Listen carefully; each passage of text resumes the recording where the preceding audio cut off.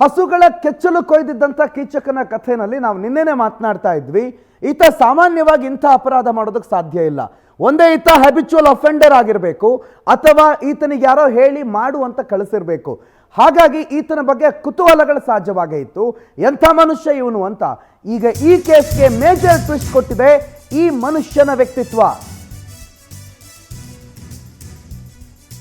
ಕೆಚ್ಚಲು ಕೊಯ್ದ ಕಟುಕನ ಹಿಂದಿದೆ ವಿಕೃತ ಸ್ಟೋರಿ. ತನಿಖೆ ವೇಳೆ ಪೊಲೀಸರೇ ಶಾಕ್ ಆದ್ರು. ಯಾಕೆ ಗೊತ್ತಾ? ಆತನ ವ್ಯಕ್ತಿತ್ವವನ್ನು ತಿಳಿತಾ ಇದ್ದಂಗೆ. ಏನಾತನ ವ್ಯಕ್ತಿತ್ವ? ಪವರ್ ಟಿವಿಯಲ್ಲಿದೆ ಇನ್ಸೈಡ್ ಎಕ್ಸ್ಕ್ಲೂಸಿವ್ ಸ್ಟೋರಿ. ಹಸುಗಳ ಕೆಚ್ಚಲು ಕೊಯ್ದ ರಕ್ಕಸನ ವಿಕೃತ ಸ್ವರೂಪವನ್ನ ನಿಮ್ಮ ಮುಂದೆ ನಿಮ್ಮ ಪವರ್ ಟಿವಿ ಈಗ ಬಯಲು ಮಾಡುತ್ತೆ.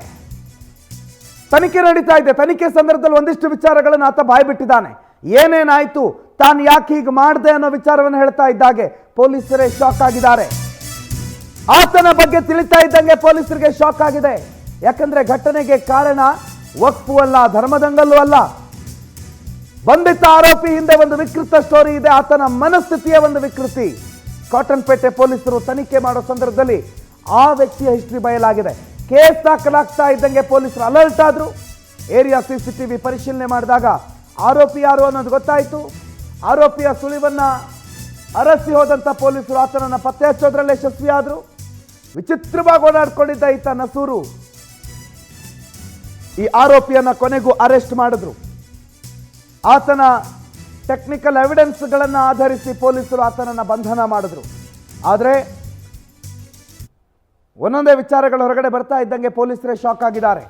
ಈತನ ಮನಸ್ಥಿತಿ, ಈತನ ವಿಕೃತಿ ಇದನ್ನೆಲ್ಲ ತಿಳಿತಾ ಇದ್ದಂಗೆ ಈತಲು ಹಿಂಗೂ ಒಬ್ಬ ಮನುಷ್ಯ ಇರ್ತಾನ, ಇರೋದಕ್ಕೆ ಸಾಧ್ಯನಾ ಅನ್ನೋ ರೀತಿಯ ಪ್ರಶ್ನೆಗಳನ್ನು ಮೂಡಿಸೋ ಹಾಗಿದೆ ಈತನ ವ್ಯಕ್ತಿತ್ವ. ಈತನ ಬಗ್ಗೆ ಪೊಲೀಸರು CCTVಗಳನ್ನು ಆಧರಿಸಿ ಒಂದಿಷ್ಟು ಜಾಡನ್ನು ಅರಸಿ ಈತ ಯಾರು, ಎಲ್ಲಿದ್ದಾನೆ ಅನ್ನೋದನ್ನು ಪತ್ತೆ ಹಚ್ಚಿದ್ರು. ಸ್ಟೇಷನ್ ಕರ್ಕೊಂಬಂದು ಕೂರಿಸಿದ್ರು. ಈತನ ವಿಚಾರಣೆ ಆರಂಭ ಮಾಡಿದ್ರು.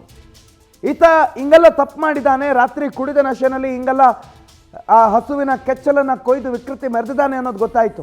ಆದರೆ ಇಷ್ಟೆಲ್ಲ ಮಾಡಿದವನು ಹೇಗೆ ಆರಾಮಾಗಿ ಓಡಾಡ್ಕೊಂಡಿದ್ದ? ತಪ್ಪಿಸ್ಕೊಳ್ಳೋದಕ್ಕೆ ಹೋಗಲೇ ಇಲ್ಲ ಈತ. ತಪ್ಪು ಮಾಡಿದ್ದಾನೆ, ಆದರೂ ತಪ್ಪಿಸಿಕೊಂಡಿಲ್ಲ. ಪೊಲೀಸರ ತನಿಖೆ ವೇಳೆ ನಸೂರ್ನ ವಿಕೃತ ಮನಸ್ಥಿತಿ ಬೆಳಕಿಗೆ ಬಂದಿದೆ. ಮೊಬೈಲನ್ನು ಪರಿಶೀಲನೆ ಮಾಡಿದಾಗ ಆತನ ಸೈಕೋ ಮನಸ್ಥಿತಿ ಬಯಲಾಗಿದೆ. ಮಾನಸಿಕವಾಗಿ ಆತ ಬಹಳ ವಿಕೃತಿ. ಆತನ ಮನಸ್ಸೇ ವಿಕೃತವಾಗಿತ್ತು. ಆತನ ಮನಸ್ಥಿತಿಯೇ ವಿಕೃತವಾಗಿತ್ತು. ಮೊಬೈಲ್ನಲ್ಲಿ ಪೋರ್ನ್ ವಿಡಿಯೋಗಳಿದ್ವು. ಪ್ರಾಣಿಗಳ ಮೇಲೆ ಕ್ರೌರ್ಯ ಎಸಗೋದು ಆತನ ಹ್ಯಾಬಿಟ್ ಆಗಿತ್ತು. ಪ್ರಾಣಿಗಳ ಮೇಲೆ ಲೈಂಗಿಕತೆಯ ಆಸೆಯನ್ನು ಹೊಂದಿದ್ದ ಈ ಆರೋಪಿ ಹಸುಗಳನ್ನು ಕಂಡ್ರೆ ಮತ್ತಷ್ಟು ವಿಕೃತವಾಗಿ ವರ್ತಿಸ್ತಾ ಇದ್ದ. ಕೆಲ ದಿನಗಳ ಹಿಂದೆ ಹಸುಗಳ ಜೊತೆಗೆ ಅಸಭ್ಯ ವರ್ತನೆ ಮಾಡುವ ಪ್ರಯತ್ನ ಕೂಡ ಈ ಆರೋಪಿ ಮಾಡಿದ್ದ. ಆಗ ಇವನನ್ನು ಹಿಡಿದಿದ್ರು, ಸ್ಥಳೀಯರು ಥಳಿಸಿದ್ರು. ಅದೆಲ್ಲ ವಿಚಾರಗಳು ವಿಚಾರಣೆ ವೇಳೆ ಒಂದೊಂದಾಗಿ ಹೊರಗಡೆ ಬರ್ತಾ ಇವೆ. ಮಧ್ಯರಾತ್ರಿ ಮತ್ತು ಬೆಳಗಿನ ಜಾವ ಈ ರೀತಿ ವರ್ತನೆ ತೋರ್ತಾ ಇದ್ದಂತೆ ಅದೇ ರೀತಿ ಮೊನ್ನೆ ರಾತ್ರಿ ಹಸುಗಳ ಕೆಚ್ಚಲು ಕೊಯ್ದಿರೋದು ಬೆಳಕಿಗೆ ಬಂದಿದೆ. ಸದ್ಯ ಆರೋಪಿಯನ್ನ ಬಂಧಿಸಿ ಪೊಲೀಸರು ಜೈಲಿಗಟ್ಟಿದ್ದಾರೆ.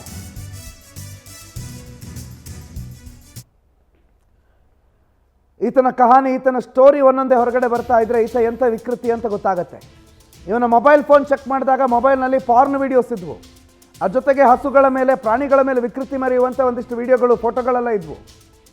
ವಿಶೇಷವಾಗಿ ಹಸುಗಳನ್ನು ಕಂಡ್ರೆ ಈತ ಹಾಗೆ ಮಾಡ್ತಿದ್ದಂತೆ. ಮಧ್ಯರಾತ್ರಿ ಬೆಳಗಿನ ಜಾವ ಆಯಿತು ಅಂತಂದರೆ ಒಂದೇ ಪ್ರಾಣಿಗಳ ಜೊತೆಗೆ ಕಾಮ ಪ್ರಯತ್ನ ಮಾಡೋದು, ಇಲ್ಲ ಈ ರೀತಿಯ ವಿಕೃತ ಪ್ರಯತ್ನಗಳನ್ನು ಮಾಡೋದು, ಕೆಚ್ಚಲು ಕೊಯ್ಯೋದು, ಕಾಲು ಮುರಿಯೋದು, ಮತ್ತೊಂದು ಮಗದೊಂದು, ಇಂಥದ್ದೇ ಮಾಡ್ತಾ ಇದ್ದ.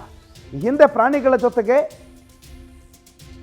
ಕಾಮ ಪ್ರಯೋಗ ಮಾಡೋದಕ್ಕೆ ಹೋಗಿ ಅಲ್ಲಿನ ಸ್ಥಳೀಯರ ಕೈಯಲ್ಲಿ ಸಿಕ್ಕಾಕೊಂಡು ಗೂಸಾ ತಿಂದಿದ್ದ ಇದೇ ಆರೋಪಿ ನಸೂರು. ಈತನ ಮನಸ್ಥಿತಿಯ ಹೀಗೆ, ತಪ್ಪು ಮಾಡಿದ್ರು ಆರಾಮಾಗಿ ಓಡಾಡ್ಕೊಂಡಿದ್ದ, ಹಿಂದೆಯೂ ಹೀಗೆ ಮಾಡಿದ್ದ ಅನ್ನೋ ವಿಚಾರಗಳು ಪೊಲೀಸ್ ತನಿಖೆ ವೇಳೆ ಬಯಲಾಗ್ತಾ ಇದೆ. ಎಲ್ಲ ಪ್ರಾಥಮಿಕ ಮಾಹಿತಿಗಳಷ್ಟೇ. ಅಧಿಕೃತವಾಗಿ ಈ ವಿಚಾರಗಳು ಇನ್ನೂ ಪೊಲೀಸರ ಕಡೆಯಿಂದ ಅಪ್ರೂವ್ ಆಗಬೇಕಿದೆ. ಬಟ್ ಇಂಥ ಮನಸ್ಥಿತಿಗಳು ಇರ್ತಾರೆ, ಇಂಥ ಮನುಷ್ಯರು ಇರ್ತಾರೆ. ಪ್ರಾಣಿಗಳ ಕೆಚ್ಚಲನ್ನು ಕೊಯ್ದು ಅವುಗಳ ನೋವಿನಲ್ಲಿ, ಅವುಗಳ ರಕ್ತದಲ್ಲಿ ವಿಕೃತ ಆನಂದ ಅನುಭವಿಸುವವರು ಸಮಾಜದಲ್ಲಿ ಇದ್ದಾರೆ ಅನ್ನೋದು ಸತ್ಯ. ಅದನ್ನು ನಾವು ಒಪ್ಪಲೇಬೇಕು.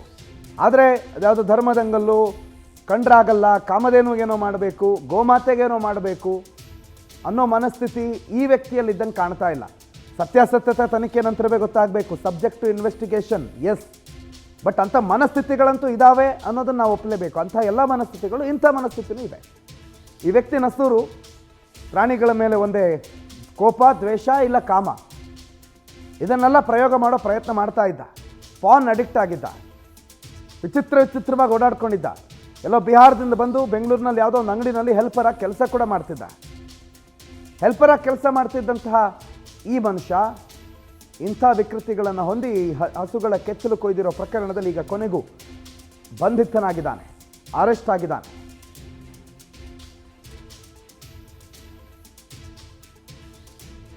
ಈತ ಸದ್ಯ ನ್ಯಾಯಾಂಗ ಬಂಧನದಲ್ಲಿದ್ದಾನೆ. ಆತನನ್ನು ಪೊಲೀಸರು ವಿಚಾರಣೆ ನಡೆಸಿದ್ದಾರೆ. ಸಾಮಾನ್ಯವಾಗಿ ಒಂದಿಷ್ಟು ಸಂಗತಿಗಳನ್ನು ಪಡ್ಕೊಂಡಿದ್ದಾರೆ.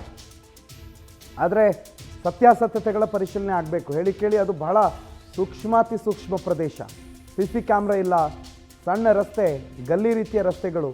ಅಲ್ಲಿ ಯಾರು ಬಂದರು, ಯಾರು ಹೋದರು, ಏನು ಮಾಡಿದ್ರು ಏನೂ ಗೊತ್ತಾಗಲ್ಲ. ಎಲ್ಲ ಹಳೆಯ ಕಾಲದ ಮನೆಗಳು. ಅಂಥ ಜಾಗದಲ್ಲಿ, ದೇವಸ್ಥಾನ ಇರುವಂಥ ಜಾಗದಲ್ಲಿ CC ಕ್ಯಾಮ್ರಾಗಳು ಇಲ್ಲದೆ ಇರುವಂಥ ಪರಿಸ್ಥಿತಿ ಬೆಂಗಳೂರಲ್ಲಿ ಇದೆ. ಅಂಥ ಜಾಗದಲ್ಲಿ ಇಲ್ಲೇ CCTV ಇದ್ದಿದ್ರೆ ಸತ್ಯಾಸತ್ಯತೆ ಏನು ಅನ್ನೋದು ಜನರು ಕ್ಲಿಯರೇ ಆಗಿಬಿಟ್ಟಿರೋದು. ತನಿಖೆ ಮತ್ತೊಂದು ಮಗದೊಂದು ಆಗುತ್ತೆ ಆಮೇಲೆ.